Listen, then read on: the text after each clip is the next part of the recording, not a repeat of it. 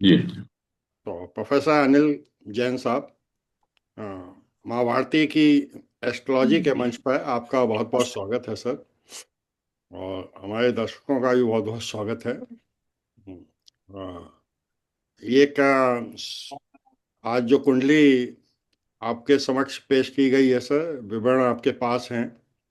और मैं चाहूँगा कि इस पर अपनी विवेचना बारीकी से सर देने की कोशिश करें, जिससे हम जैसे छात्र भी जो आपके हैं वो समझ सकें कि और जातक को भी पूरा लाभ मिले sir. Thank you very much. Over to you sir. चलिए, धन्यवाद सुधीर।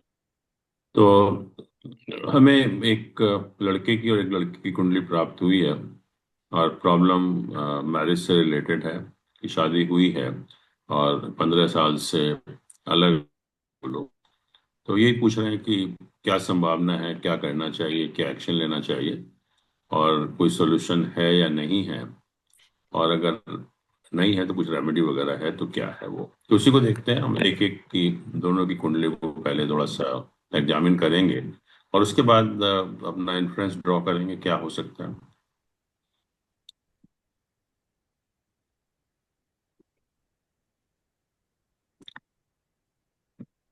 पहले हम लोग अ, कन्या की कुंडली देखते हैं पहले। तो ये आप देख रहे हैं कि 6 जनवरी 1986 है, टाइम 23:36, और प्लेस है आगरा। तो ये जनन कुंडली बनती है। तो इसको थोड़ा सा हम पहले एनालाइज करें, और एनालाइज भी हम लोग करेंगे मैरिज के पॉइंट ऑफ व्यू से मेनली जो है। और कई सारी अगर आप इन चीज़ों को देखें यहाँ पर हॉरोस्कोप में, तो सबसे पहले तो यह है कि सारे प्लैनेट राहु केतु एक्सिस के एक तरफ है। आप देखिए, मंगल की जो डिग्री है वो 20 है, राहु की 13 है। तो मंगल विल गो इनसाइड। तो हम कहेंगे कि सारे प्लैनेट जो है राहु केतु एक्सिस के एक तरफ है। और इसी को हम लोग काल सर्प योग कहते हैं। काल सर्प योग। और काल सर्प योग का जो भ्रांतियां हैं लोगों के माइंड में, या लोगों को बताया जाता है कि हमारी डे टू डे लाइफ में प्रॉब्लम होती है, नहीं, डे टू डे लाइफ में काल सर्प योग की वजह से कोई प्रॉब्लम नहीं होती। बट क्योंकि सारे प्लैनेट एक तरफ होते हैं तो लाइफ में कुछ ना कुछ इम्बैलेंस होता है, कि लाइफ में कोई ना कोई हमारा जो इम्पोर्टेंट एस्पेक्ट है वो हमारी लाइफ से मिसिंग होता है। तो कोई भी इम्पोर्टेंट एस्पेक्ट हो सकता है, जैसे शादी का सुख है, बच्चों का सुख है, पेरेंट्स का सुख है। तो कोई भी एस्पेक्ट हो सकता है उसमें। तो एक तो काल सर्प योग है, जिसको हम थोड़ा सा नेगेटिव मानते हैं इसी पॉइंट ऑफ व्यू से कि लाइफ में कुछ ना कुछ इम्बैलेंस होता है, लाइफ के सारे सुख नहीं मिलते हैं हमको जो है। दूसरा, फिर हम लग्न को देखते हैं कि लग्न की क्या पोजीशन है। तो यहाँ अगर हम देखें तो ये लग्न वर्गो साइन है, और इसका लॉर्ड जो है मरकरी होता है। तो मरकरी यहाँ प्लेस्ड है, और मरकरी सन के साथ प्लेस्ड है, उसको राहु भी देख रहा है, और वीनस साथ में है। तो इसको हम कहेंगे कि मरकरी एफ्लिक्टेड है, मतलब हमारा जो लग्न है, या मतलब शारीरिक समस्याएं भी हमारी लाइफ में बनी रहती हैं। और एक मून एंड सैटर्न है। मून एंड सैटर्न मतलब चंद्र और शनि। तो चंद्र और शनि जब इकट्ठा होते हैं तो एक उसको हम विष योग के नाम से जानते हैं। और विष योग का अर्थ होता है कि जिंदगी में मानसिक तनाव बना रहता है, उससे कभी हमें राहत नहीं मिलती है जो है। तो इसे cause of mental tension basically जो है। तो और इससे हमें कभी राहत नहीं मिलेगी, क्योंकि ये मून और सैटर्न जो इकट्ठा है, ये परमानेंट हमारी पर्सनैलिटी का पार्ट हो जाता है, जो हमें दुखी रखता है मेंटल लेवल पर जो है। इसके अलावा जो मेन प्लैनेट है लड़कियों में शादी का, वो गुरु होता है, जुपिटर होता है। और जुपिटर आप देखें यहाँ पर, तो ये सेवेंथ हाउस का लॉर्ड भी है, जो हमारा शादी का भाव है उसका स्वामी भी है। और मेन कारक भी जुपिटर होता है फीमेल के हॉरोस्कोप में। तो जुपिटर एक तो नीच का है, नीच का है, लेकिन नीच भंग भी हो रहा है, बट जो बेसिक नेचर है वो नीच का ही रहेगा उसका। और इसको शनि भी देख रहा है, मंगल भी देख रहा है। दोनों जो मैलिफिक प्लैनेट हैं, अशुभ ग्रह हैं, वो तो उसको देख रहे हैं। तो जुपिटर को बहुत वीक करते हैं, और लाइफ में जो प्रॉस्पेरिटी है, या फीमेल के हॉरोस्कोप में यहाँ पर खास तौर से कि शादी का सुख जो है वो नहीं है एक्चुअली में, क्योंकि जुपिटर नीच का भी है और उसको मंगल और शनि दोनों हाउसेस का एसोसिएशन भी है। इसके अलावा मून है। मून जो स्कॉर्पियो साइन में नीच का होता है, डेबिलिटेशन में होता है। तो वो भी एक बहुत वीक मैं कहूँगा प्लानिट है। और जैसे मैंने कहा कि शनि के साथ तो ऑलरेडी है, ये जो है विषय योग तो बना ही रहा है, बट वो भी एक मतलब ज्यादा कहेंगे मेंटल टेंशन का कारक बनता है यहाँ पर जो है। इसके अलावा हम लोग जो आठवां भाव है ये वाला, इसको हम मांगल्य स्थान कहते हैं। मांगल्य स्थान मतलब स्ट्रेंथ ऑफ मैरिटल बॉन्ड, जो शादी का बंधन है वो कितना मजबूत है। तो यहाँ पर भी अगर आप देखें तो राहु तो यहाँ पर है ही है, और मंगल उसको देख भी रहा है। तो दोनों मैलेफिक, दोनों अशुभ ग्रहों का एसोसिएशन है, और कोई भी एक भी शुभ ग्रह का एसोसिएशन नहीं है। तो वो भी क्लियरली इंडिकेट करता है कि जो शादी का बंधन है वीक है, मतलब शादी नहीं चलेगी, आप कुछ भी कर लीजिए, क्योंकि एट्थ हाउस के साथ किसी भी बेनिफिक प्लैनेट का एसोसिएशन नहीं है, दो मैलिफिक प्लैनेट का एसोसिएशन है। दूसरा, अगर हम वीनस को देखें, वीनस हमारा जो हमें लाइफ के सुख मिलते हैं, जो मटेरियल कंफर्ट्स होते हैं, भौतिक सुख साधन होते हैं, वो हमें शुक्र से मिलते हैं। तो यहाँ पर अगर आप देखें तो वीनस कंबस्ट है। कंबस्ट मतलब अस्त जिसको हम बोलते हैं हिंदी में। और सन की डिग्री 22 है, वीनस की डिग्री 19 है। तो 3 डिग्री का अंतर है, मतलब we call it deep combust की बहुत अस्त है। जैसे अक्सर हम कहते हैं ना कि तारा डूबा हुआ है, तो उस टाइम शादी वादी हमें नहीं होती, अशुभ माना जाता है। तो वैसे ही इसके हॉरोस्कोप में वीनस जो है वो डीप कंबस्ट है, अस्त है। तो लाइफ के जो मटेरियल कंफर्ट्स हैं, भौतिक सुख साधन हैं, उनका अभाव रहता है। और यहाँ पर ये मंगल और केतु का भी एसोसिएशन है। मंगल एंड केतु, और ये बहुत डिस्टेंस भी नहीं है, मतलब 5-6 डिग्री का अंतर है। तो इससे अंगारक योग बनता है मंगल और केतु के साथ जो है। और अंगारक योग बनने से हमें लाइफ में कुछ ना कुछ ब्लड इन्फेक्शन से कनेक्टेड हेल्थ प्रॉब्लम रहती है। तो ये तो लग्न की चार्ट है। और शादी के लिए हम लोग नवांश चार्ट देखते हैं, D9 चार्ट हम बोलते हैं, वो मैरिज का चार्ट होता है। तो उसको भी अगर हम देखें थोड़ा सा, ये नवांश चार्ट है। और नवांश चार्ट में अगर लग्न एफ्लिक्टेड होता है, या लग्न के साथ अशुभ ग्रहों का एसोसिएशन होता है, तो नेचुरली शादी का सुख नहीं मिलेगा आपको किसी भी कॉस्ट पर जो है। तो यहाँ पर अगर आप देखें तो जहाँ तक लग्न का सवाल है, मंगल वहां पर है, शनि भी देख रहा है और सन भी देख रहा है, और जुपिटर भी देख रहा है, बट 3 मैलेफिक प्लैनेट का एसोसिएशन है। तो ये हम कहेंगे बैडली अफ्लिक्टेड है, बैडली अफ्लिक्टेड है। और ऐसे ही जो सेवेंथ हाउस है मैरिज का, उसकी पोजीशन भी अगर हम देखें तो सैटर्न है, सन है, और मार्स उसको देख रहा है, मंगल उसको देख रहा है। तो तीनों मैलिफिक प्लैनेट का एसोसिएशन है, तीनों अशुभ ग्रहों का एसोसिएशन है।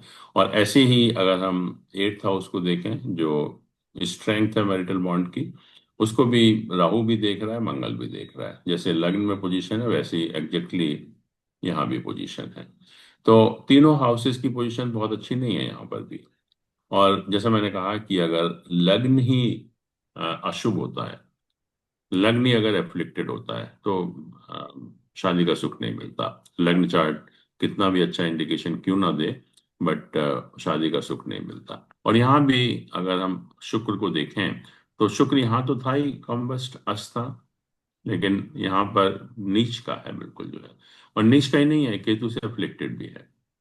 तो वीनस यहाँ भी बहुत वीक है, अर्थात जो हमें भौतिक सुख साधन है, लाइफ में कंफर्ट्स हैं, लग्जरीज हैं, वो नहीं मिलती एक्चुअली में। तो दोनों ही चार्ट को देखने से, लग्न चार्ट भी है, नवांश चार्ट भी है, ये इंडिकेशन मिलता है कि मैरिज की मतलब शादी का सुख तो नहीं है किसी भी हालत में, आप कुछ भी कर लीजिए, शादी का सुख नहीं मिलेगा एक्चुअली में। और दूसरा, कुछ अच्छे योग भी हैं, जैसे हम लोग प्रोफेशन के पॉइंट ऑफ व्यू से भी उन्होंने पूछा है कि वो काम कर सकती है नहीं कर सकती। तो यहाँ पर जो ये प्रोफेशन का हाउस होता है, 10th हाउस। और ये 9th हाउस हमारा भाग्य स्थान है। तो इन दोनों के लॉर्ड, इसका लॉर्ड शुक्र होता है, इसका लॉर्ड मरकरी है, वो इकट्ठा है दोनों। और ये जब दोनों इकट्ठा होते हैं तो इसको हम लोग धर्म कर्माधिपति योग कहते हैं। और धर्म कर्माधिपति योग में मतलब अगर आप कुछ भी काम करेंगे उसमें सफलता मिलेगी आपको जो है। और इवन जो ये 10th हाउस है, इसके साथ मरकरी और वीनस तो देख ही रहे हैं, बट जुपिटर भी 9th हाउस को देख रहा है। तो ये 10th हाउस बहुत स्ट्रांग हो जाता है।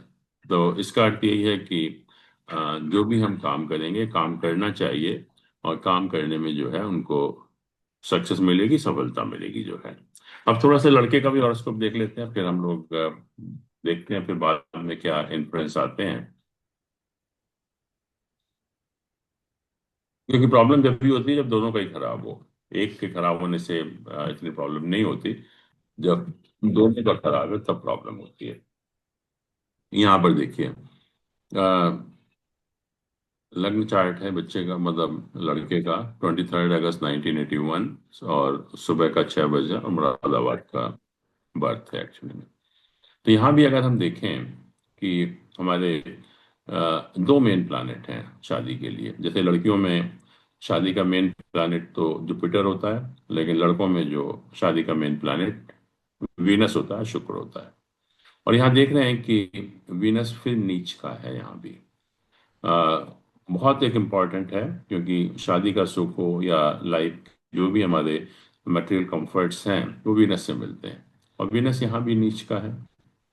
और दूसरा यह है कि इसका एफ्लिक्शन देखिए, मंगल इसको देख रहा है, शनि साथ में है ही है, और केतु का भी एस्पेक्ट है। तो इट इज बैडली एफ्लिक्टेड, मतलब इसकी पोजीशन बहुत खराब है। और इवन जो जुपिटर है, जिसको हम कहते हैं ना डिवाइन हेल्प या ईश्वर का आशीर्वाद है, उसके साथ भी तीनों मैलेफिक प्लैनेट का एसोसिएशन है। शनि भी है, मंगल भी है, और केतु उसको जो है वो आस्पेक्ट कर रहा है। तो उस पॉइंट ऑफ व्यू से जो मेन प्लैनेट हमारे होते हैं वीनस और जुपिटर, वो अगर इतना ज़्यादा एफ्लिक्टेड होते हैं तो व्यक्ति की सोच ही अलग हो जाती है। फिर वो, उसमें कोई सुधार होने की उम्मीद नहीं होती एक्चुअली में, क्योंकि हमारी सोच जो है वो बिल्कुल उल्टी हो जाती है ऐसे केस में जो है। और एक राहु केतु की पोजीशन भी होती है। अगर राहु यहाँ पर 6th हाउस में हो, केतु 12th हाउस में हो, तो बेस्ट पोजीशन मानी जाती है उसकी। लेकिन यहाँ पर उल्टा है, राहु 12th हाउस में है, केतु 6th हाउस में है।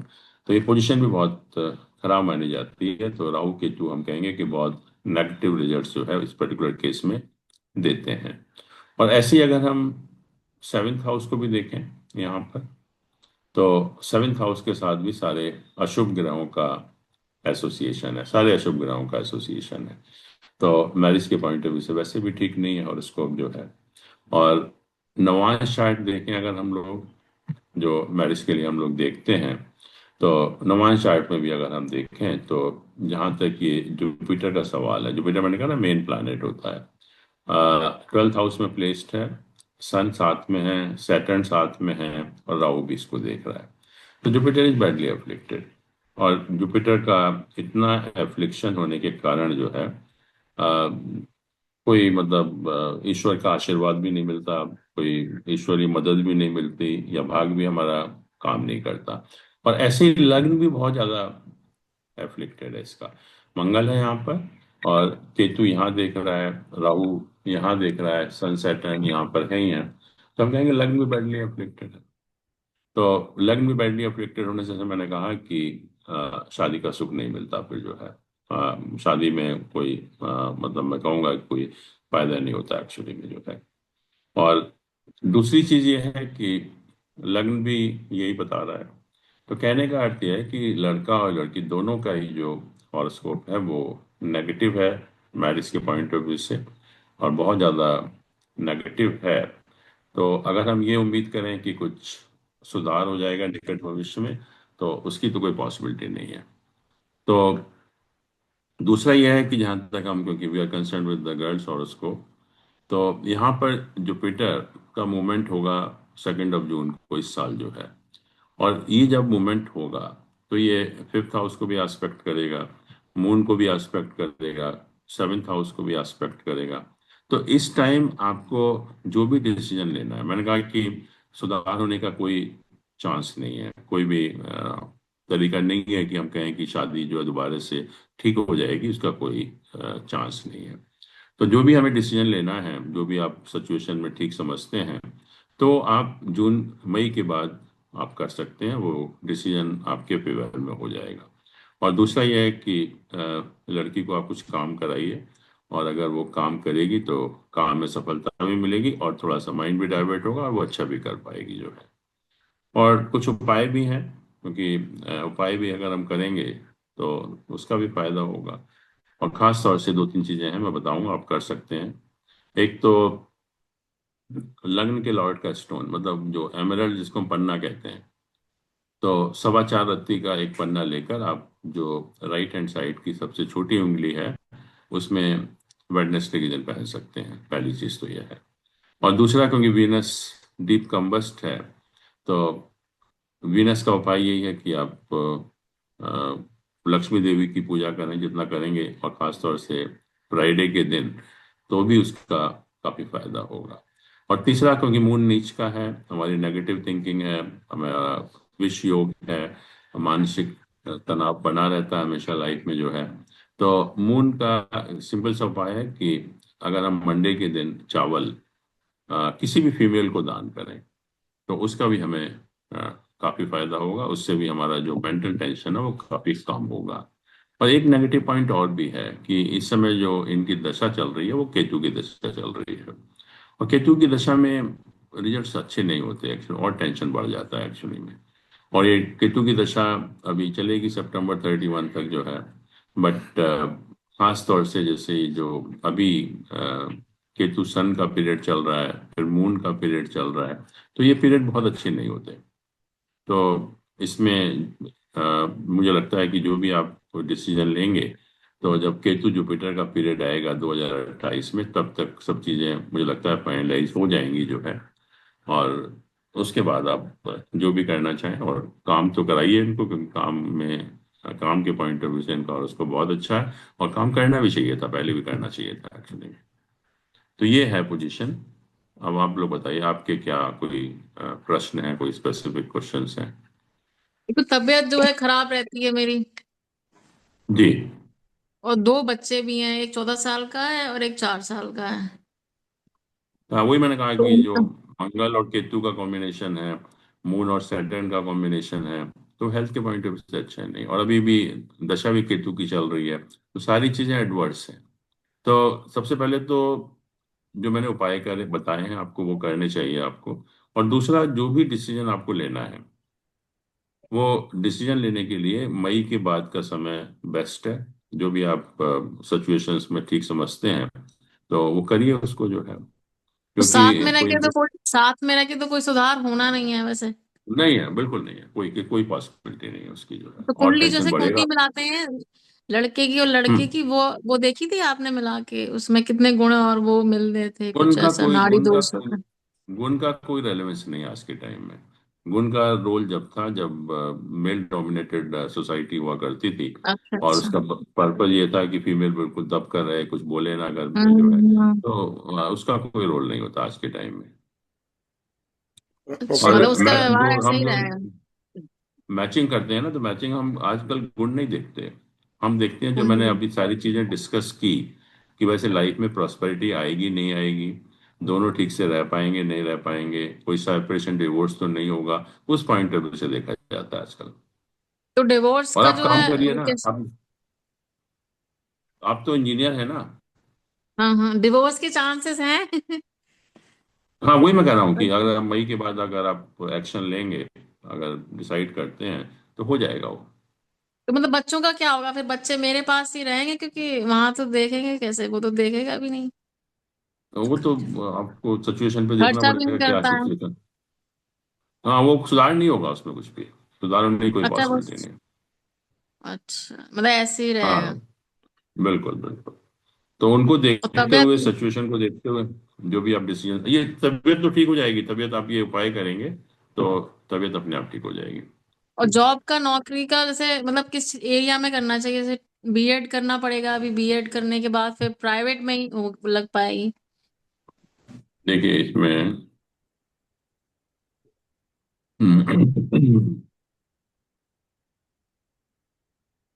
हाँ नेचुरली, क्योंकि मेरे ख्याल में गवर्नमेंट के लिए तो वैसे भी एज खत्म हो गई होगी अभी। तो हम्म। प्राइवेट में करिए, किसी भी टीचिंग में करें, या कोई ऐसी कोई कंपनी हो जिसमें जैसे कुछ एडमिनिस्ट्रेटिव जॉब हो या एचआर वगैरह का काम हो, तो वो अगर मिल जाए किसी तरीके से तो वो भी अच्छा रहेगा। तो भविष्य में मतलब ऐसे ही अकेले रहना पड़ेगा या आगे कभी दूसरी शादी का भी योग है या नहीं है? देखिए, जो फैक्ट ये है कि दोनों का खुद देखा मैंने, दोनों में से किसी का भी दूसरी शादी का योग नहीं है। अच्छा। अच्छा, हम्म, उनका भी नहीं है, मेरा भी नहीं है। बिल्कुल बिल्कुल। प्रोफेसर ये जैन मैं फैक्ट है, मतलब कि प्रोफेसर जैन मैं हाँ जी। कुछ पूछना चाहूंगा। हाँ मुझे ये बोलिए बोलिए। लगता है मुझे ये लगता है सर कि जो बेटी है वो फॉर्चुनेट जी तो है, उसके दो दो बेटे हैं और बेटे बिल्कुल जनरली माँ का साथ देते हैं। तीसरा बिल्कुल पॉइंट ये है कि मैच्योरिटी एज के हिसाब से आती है। दोनों का बिल्कुल विवेक, गलती दोनों से होती है और एक हाथ से ताली बजती नहीं है। दोनों अगर बिल्कुल प्रयास करें और जो आप ही कह रहे हैं कि जून में निर्णय लें, तो जून में कुछ इस तरह का भी निर्णय ले सकते हैं कि भैया ना मेरी ना तेरी, किसी तरह से हम। होगा नहीं ना। देखिए मैंने कहा कि जो लड़के का हॉरोस्कोप है, उसका जुपिटर और वीनस इतना वीक है कि ना तो वो सुनेगा ना ही सही रास्ते पर आएगा, कुछ भी कर लीजिए जो है। और पॉसिबल नहीं है, क्योंकि वो प्लैनेट की पोजीशन ऐसी है कि वो उसको होने नहीं देगी जो है, अनलेस एंड अनटिल की बहुत स्ट्रांग विल पावर हो, कोई बहुत प्रेशर पड़े, लेकिन कोई फायदा नहीं है उसका जो है। और दूसरा ये है कि जब हम मैचिंग करते हैं ना, तो एक का तो ठीक होना चाहिए और उसको, तभी भी शादी चल जाती है। बट जहाँ दोनों का ही नेगेटिव है तो फिर बहुत मुश्किल है, फिर बहुत मुश्किल हो जाता है। तो दोनों के में नेगेटिव काफी हैं, काफी योग हैं नेगेटिव, जो नहीं चलने देंगे। तो सर दोषी तो दोनों हुए ना इस मामले में। अब बिल्कुल। एक एक कोई दोषी दोष तो कैसे दे मैं सकता नहीं है। कहूंगा दोषी। दोषी तो कोई नहीं होता, लेकिन हमारे जो कर्म हैं पिछले, उनका फल होता है, बस यही है। तो यही समझने की बात है। जातक को भी ये समझना चाहिए और पीस ऑफ माइंड लाने के लिए जो आपने उपाय बताए हैं वो करें। बिल्कुल। मन को शांति मिलेगी, बेटा साथ देंगे बेटे, निश्चित रूप से। और आप इनका काम के पॉइंट ऑफ व्यू से बहुत अच्छा है, बच्चों के पॉइंट ऑफ व्यू से बहुत अच्छा है। तो बच्चे भी अच्छा कर पाएंगे लाइफ में, और आप अच्छा काम भी कर पाओगे। थोड़ा एफर्ट करिए, आप तो ऑलरेडी पढ़े लिखे हैं, तो थोड़ा सा एफर्ट्स करेंगे तो जरूर कुछ ना कुछ नौकरी मिलेगी। और जो भी मिले आप ले लीजिए उसको, उसमें आपकी अपने आप ही तरक्की होगी।